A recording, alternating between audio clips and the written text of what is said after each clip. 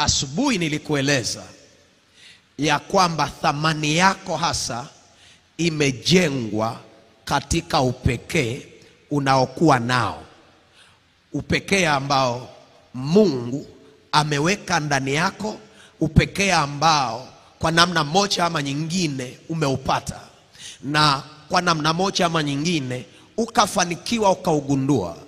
Ule upekee wako ndio ambao watu watautumia kuona thamani yako ulionayo. Na kama watu wasipoweza kuona upekee ulionao, wanapokutazama ukaonekana kama watu wengine, elewa kwamba hautaweza kutafutwa. Kwa nini? Kwa sababu watu wataweza kupata mbadala wako. Kwa nini? Kwa sababu wanaweza wakachukua mwingine anayeweza akafanya kazi yako.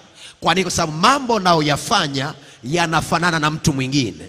Lakini kama una upekee wako, kila mtu ataona thamani yako, kwamba wewe sio mtu ambaye anaweza akachezewa tu akaachwa, ama ni mtu ambaye anaweza akafanyiwa chochote, kwa sababu anaelewa siku wakikupoteza kuna wakati watakwama na itawabidi waje kwako kwa aibu.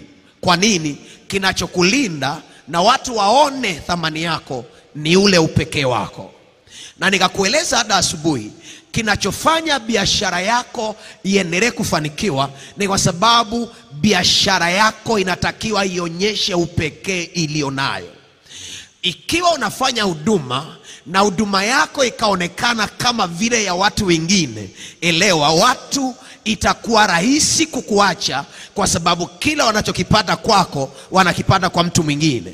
Lakini kama kwako kuna upekee ambao wanajua huduma hii unayoitoa hawawezi wakaipata sehemu nyingine, wanaelewa watakapokuwa wanakitafuta kile ambacho wewe uko nacho, ni lazima waje kwako wakutafute ndipo wapate. Kama wasipokuja kwako, unaelewa ama wanaelewa kwamba hawawezi wakakipata kitu cha namna hiyo. Kwa hiyo mtu wa Mungu, hakikisha nguvu yako unaiwekeza kwenye upekee ulionao. Kwa gharama yoyote, jiwekeze kwenye upekee ulionao, kwa sababu upekee ulionao ndio unaweza kukutengenezea jina, ndio ambao unaweza kutengenezea kitu unachokifanya kikakubalika, ndicho kitakachoweza kusaidia uweze kusogea mbele.